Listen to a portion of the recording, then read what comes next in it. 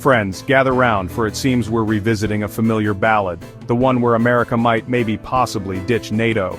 That's right, the Trump administration has once again thrown the transatlantic alliance a curveball. This time in the form of a proposed budget cut so deep, it makes the Mariana Trench look like a kiddie pool. We're talking a 48% reduction to the State Department's budget, with funding to NATO and other pesky international organizations essentially slashed to zero. Now before you start practicing your Cyrillic and stocking up on borscht in anticipation of a Russian invasion, let's unpack this, shall we? This whole defund NATO thing isn't exactly a new hit single for the Trump administration. It's more like that song that's been on repeat since 2016. You know, the one where he calls our allies freeloaders for not spending enough on defense? It's a tune that's gotten pretty tired, especially for those who, actually understand how international security works. But here we are again, folks, with a president who seems to view global alliances like a bad timeshare, eager to unload it at the first opportunity. Trump's been pretty consistent, you gotta give him that. Consistent in his criticism of NATO, that is. He's been banging this drum since his campaign days, accusing European allies of not pulling their weight financially. And sure, some countries could definitely step up their defense spending, but that doesn't negate the entire alliance, does it?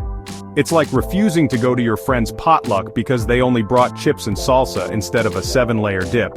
Rude and a little short-sighted, wouldn't you say?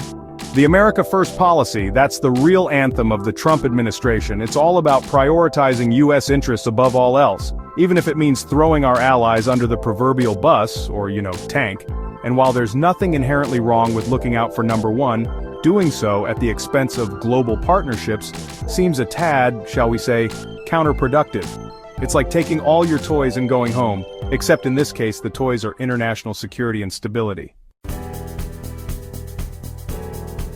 Alright, so why the sudden urge to pull the plug on NATO? Again? Well, money talks, as they say. The Trump administration argues that the U.S. shoulders a disproportionate share of the financial burden when it comes to NATO. And to be fair, they're not entirely wrong. The U.S. does spend a hefty chunk of change on defense, and some allies haven't quite met their spending targets. But here's the thing. Security, much like healthcare, isn't really something you want to skimp on. But it's not just about the Benjamins, folks. This also seems to be about strategic realignment. The world's a changing place, and the U.S. is looking to refocus its military might on new threats, like a certain rising power in the East. You know who I'm talking about, China. The thing is, shifting your focus doesn't mean you have to completely abandon your post, right? It's like trying to bake a cake while your house is on fire. Sure, the cake might be important, but maybe deal with the inferno first, yeah? In a world without NATO, the stakes are incredibly high. We're talking about the potential unraveling of decades of international security cooperation. The players, well, they're the same old cast, the US, European allies, and yes, those who might benefit from a weakened alliance like Russia and China. Imagine a scenario where the US pulls out of NATO. European countries would have to scramble to fill the vacuum, potentially leading to a fragmented and less coordinated defense strategy. This isn't just about money or military might. It's about the very fabric of global stability and peace. So, as we ponder the future of NATO and America's role in it, let's remember that alliances are like friendships.